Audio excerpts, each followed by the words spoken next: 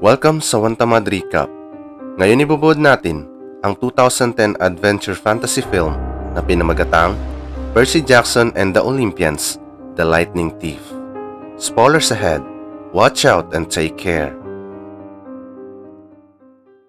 Sa isang lugar sa karagatan, ang makapangyarihang Diyos na si Poseidon ay nagpasyang bumisita sa syudad dahil sa di inaasahang problema ang nakaambang. Nagpalit siya ng anyong tao bago magtungo sa Empire State Building para makipagkita sa kapatid niyang si Zeus. Dito inihayag na hinahanap pala ni Zeus ang nawawala niyang greatest weapon na lightning bolt at inaakusahan niya ang anak ni Poseidon na ito raw ang nagnakaw. Dahil dito nagalit si Poseidon sa pagbibintang ni Zeus sa kanyang anak. Gayunpaman nanindigan pa rin si Zeus na sinasabing kailangang mabalik ito sa loob ng 2 linggo dahil kung hindi, mapipilitan siyang simulan ang kakilakilabot na digmaan. Sa parehong sandali, ang anak ni Poseidon na si Percy Jackson ay kasalukuyang umattend ng lecture sa loob ng museum kasama ang kaibigang si Grover. Pinag-aralan nila ang patungkol sa kasaysayan ng Ancient Greece. Bago pa magtapos ang klase, lumapit ang isang guro kay Percy na sinasabing kailangan nilang mag-usap ng pribado. Pagpasok nila sa silid, napansin ni Percy ang guro na nasa tuktok na ito ng bakal na entablado. Lalo siyang nagulat nang biglang mag-transform ang guro sa nakakatakot na halimaw na agad siyang inatake at hinihingi nitong ibalik ang lightning bolt. You stole the lightning bolt! I don't know what you're talking about! Now! Or I will bite your... Mabuti na lang bago pa makuha ng halimaw si Percy, dumating ang professor pati si Grover para sagipin si Percy. Dito inihayag na batid na pala ng professor at ni Grover na si Percy ay hinahunting ni Zeus. Sinabi ng professor kay Grover na dalhin nito si Percy sa kampo ng mga demigod. Agad silang nagtungo sa kampo kasama ang ina ni Percy at dito ibinunyag ng nanay ni Percy na ang tatay ni Percy ay si Poseidon, ang Diyos ng dagat. Ang hindi nila alam, sila pala ay sinusundan ng higanteng nilalang kung saan tinapunan sila ng kalabaw dahilan para mag-crash ang kanilang sinasakyan. Sa kabutihang palad hindi naman sila gaanong napinsala at nalaman ni Percy na si Grover ay isa palang satyr. Napansin nila ang halimaw na hinahabol sila kaya napilitan silang tumakbo ng mabilis patungo sa entrance ng kampo. Subalit bago pa sila makapasok, dahil sa ang nanay ni Percy ay purong tao, kaya hindi ito makapasok sa kampo sapagkat tanging mga demigod lamang tulad ni Percy ang pwedeng pumasok dito. Ilang sandali lang kinuha ng halimaw ang nanay ni Percy at ang halimaw na ito ay isa palang minotaur. Pagkatapos agad niyang tineleport ang nanay ni Percy sa kabilang dimensyon. Hindi matanggap ni Percy ang pangyayari kaya kinuha niya ang kanyang espada na binigay ng professor para harapin ang minotaur. Kalaunan sa kabutihang palad nagtagumpay naman si Percy mapatay ang halimaw sa pagsaksak niya sa dibdib nito. Gayunpaman nawala ng lakas si Percy at nahimatay.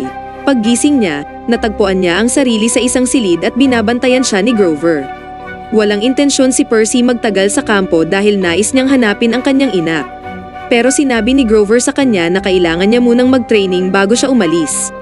Kalaunan nakarating sila sa bingit ng isla at nagulat si Percy nang makita niya doon ang kanyang professor. Siya pala ay isang centaur na tinatawag na Chiron at siya ang in charge sa training camp. Pinagpulong ni Chiron lahat ng demigod para sa training at inassign niya si Percy sa blue team na pinamumunuan ni Luke, ang demigod na anak ng Diyos na si Hermes. Maya-maya lang nagsimula na nga ang training kung saan paunahan silang makuha ang bandila.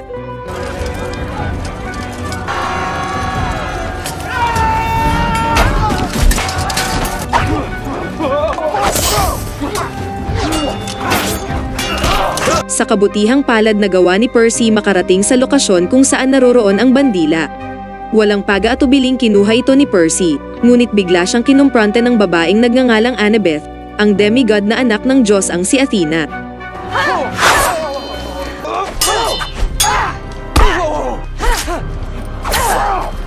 Siyempre hindi umubra si Percy sa kahusayan ni Annabeth gayunpaman may bumulong kay Percy na pumunta ito sa ilog dahil ang tubig raw ang makapagbibigay sa kanya ng lakas at kapangyarihan. Nagulat siya nang unti-unting gumagaling ang kanyang mga sugat at nakaramdam din siya ng panibagong lakas. Muli silang nagharap ni Annabeth sa matinding sagupaan hanggang sa nagawa nang mapasuko ni Percy si Annabeth. Natulala ang ibang demigod nang masaksihan ito at tuluyan na nga silang naniwala na si Percy Jackson ay anak ng Diyos na si Poseidon. Kinagabihan, nagkaroon ng pagdiriwang sa kampo at si Percy ay lubos nang nakilala matapos ang kanyang tagumpay. Unti-unti na ring nagkakamabutihan si Annabeth at Percy pero bago pa sila mag-usap, isang masamang nilalang ang biglang nagpakita sa kampo at siya ay walang iba kundi si Hades. Tulad nga ng inaasahan, hinahanap niya si Percy Jackson para kunin ang lightning bolt ni Zeus. Dito rin inihayag na si Hades pala ang nagpadala sa Minotaur at nagkidnap sa nanay ni Percy. Dagdag pa ni Hades na ibabalik niya ang kanyang ina kapalit ng lightning bolt. Dahil dito napilitan si Percy tumakas para pumunta sa underworld na siyang kuta ni Hades para sagipin ang kanyang ina kahit alam niya sa sarili na hindi naman talaga siya ang nagnakaw ng lightning bolt ni Zeus. Siyempre sinamahan siya ni Grover at Annabeth. Sinabi ni Annabeth na puntahan nila si Luke para humingi ng tulong kung paano makakapunta sa underworld. Binigyan ni Luke si Percy ng sapatos na may pakpak at isang kalasag. Dagdag pa ni Luke na kailangan muna nilang makuha ang espesyal na perlas upang gamitin ito kapag lalabas na sila sa underworld. Kalaunan, dumating ang grupo sa lokasyon kung saan naroroon ang unang perlas. Nagulat sila nang mapansin nila ang napakadaming estatwa sa lugar. Maya-maya naghiwa-hiwalay silang tatlo para madaling mahanap ang perlas. Ilang sandali lang isang babae ang nagbabala kay Annabeth na sobrang mapanganib daw sa lugar na ito at kailangan na nilang umalis. Gayunpaman, bago pa sila makalabas, sinalubong sila ng misteryosong babae. Lumalabas na ang babaeng ito pala ay walang iba kundi si Medusa at siya ang responsable sa mga batong estatwa dito sa lugar. Ang sino mang tumitig sa mga mata niya ay siguradong magiging bato sa loob lamang ng ilang segundo. Sinubukan ni Medusa buksan ang mata ni Annabeth, mabuti na lang nahanap agad siya ni Percy at dinistract niya si Medusa. Hinabol ni Medusa si Percy habang iniligtas naman ni Grover si Annabeth. Sa parehong sandali, patuloy na tumatakbo si Percy mula kay Medusa pero sa bandang huli ay nagawa din siyang mahuli ni Medusa. Sa di inaasahan, pinabulusok ni Grover at Annabeth ang sasakyan at saktong sinagasaan nito si Medusa. Pagtayo ni Medusa, sinamantala ni Percy ang pagkakataon sabay pinugutan niya ng ulo si Medusa. Ginamit ni Percy ang hoodie ni Grover para dalhin ang ulo ni Medusa dahil magagamit nila ito sa susunod. Isa pa, natuklasan din nila na ang perlas na hinahanap nila ay nasa kamay pala ni Medusa. Pagkatapos, tinuloy nila ang paglalakbay patungo sa susunod nilang destinasyon sa pamamagitan ng enchanted map at kalaunan nakarating sila sa Giant Museum ng mga ancient gods. Pagpasok nila sa loob, agad nilang napansin ang perlas na nasa tuktok ng higanteng estatwa. Ibig sabihin kailangan nilang akyatin ang estatwa. Naghintay sila hanggang lumubog ang araw at pasikreto silang pumasok sa loob. Pero nakita nila ang mga janitor na naglilinis sa loob. Nagkaroon ng plano si Annabeth kung saan inatake niya ng sleeping dark ang mga janitor. Sinamantala naman ni Percy ang pagkakataon at dito niya na ginamit ang binigay na sapatos ni Luke, sabay lumipad na siya patungo sa ulo ng estatwa, at sa kabutihang palad naman ay tagumpay niya nakuha ang perlas at nakalapag siya ng maayos. Gayunpaman, matapos ang kanilang pagsasaya, hinarangan sila ng 5 janitor. Nakakagulat, sinabi ng mga janitor na ito kay Percy na ibalik na raw niya ang lightning bolt. Lumalabas na ang mga janitor na ito pala ay nagpapanggap lang at sa katunayan, sila talaga ay halimaw na tinatawag na Hydra. Sobrang natakot ang tatlo kaya nagmadali silang tumakas, habang binubugahan naman sila ng apoy ng Hydra, na naging dahilan naman para aksidenteng mabitawan ni Percy ang perlas. Dahil wala ng choice, napilitan si Percy labanan ang halimaw, kung saan ginamit niya ang espada para pagputol-putulin ang ulo ng halimaw.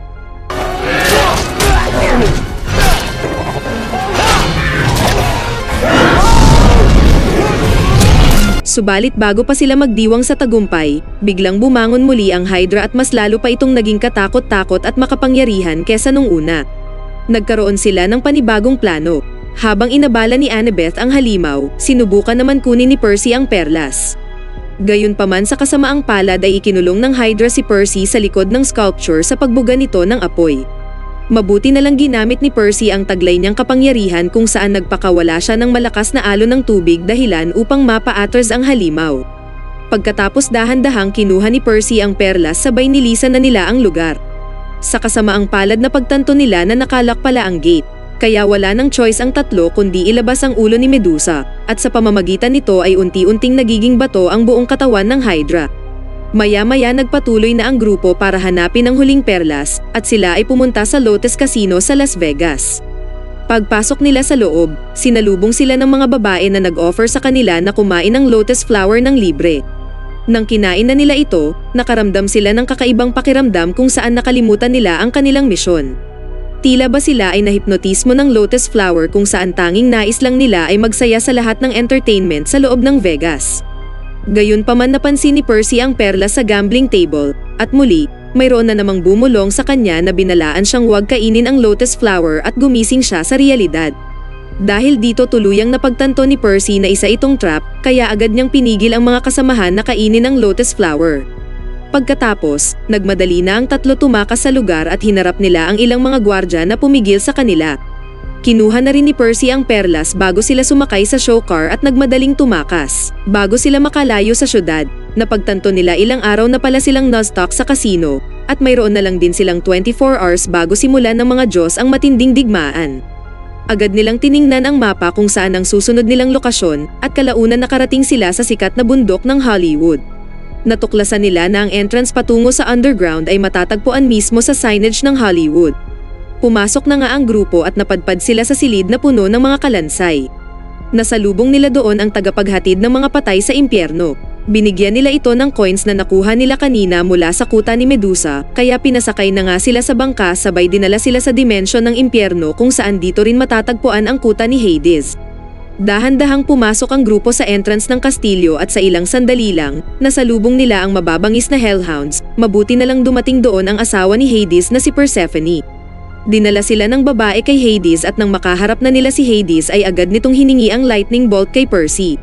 Gayunpaman inamin ni Percy na hindi talaga siya ang nagnakaw ng lightning bolt kaya lalong nagalit si Hades at pinakawalan niya ang nanay ni Percy. Agad nilapitan ni Percy ang nanay niya at inihulog ang kalasag. Subalit napansin ni Hades na ang lightning bolt ay nakatago sa likod ng kalasag ni Percy. Dahil dito tuluyan nang nakuha ni Hades ang powerful weapon ni Zeus na lightning bolt. Dito na rin napagtanto ng grupo na si Luke pala ang totoong nagnakaw ng lightning bolt dahil siya ang nagbigay ng kalasag na ito kay Percy. Gayunpaman kahit nakuha na ni Hades ang gusto niya, wala siyang intensyong pakawalan ang grupo at nais pa nitong itapon sila sa impyerno. Mabuti na lang niloko ni Persephone si Hades at kinuha nito ang lightning bolt sabay inatake niya ito kay Hades. Pagkatapos agad niyang pinasara ang lagusan ng impyerno para iligtas ang grupo. Lumalabas na mayroon palang galit din si Persephone kay Hades dahil sa ginawa nito noon sa kanyang pamilya.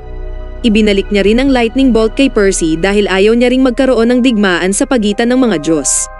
Gayunpaman bago nila lisanin ang lugar, napagtanto nilang tatlo lang pala ang perlas kaya isa dapat sa kanila ang magpaiwan. Kaya naman nagboluntaryo na lang si Grover magpaiwan. Ilang sandali lang, ginamit na nga ng tatlo ang perlas at kalaunan ay nakarating na sila sa Empire State Building na konektado sa kaharian ng Olympus. Gayunpaman bago pa sila makapasok sa entrance, biglang dumating si Luke para pigilan sila. Lumalabas na siya talaga ang may pakanan ng lahat ng ito, sa kagustuhang nais niyang maglaban-laban ang mga Diyos, nang sa ganun ang kanilang henerasyon naman ang mamumuno sa sangkatauhan at maging Diyos. Pagkatapos nito, nagsimulang maglaban si Percy at Luke sa matinding sagupaan.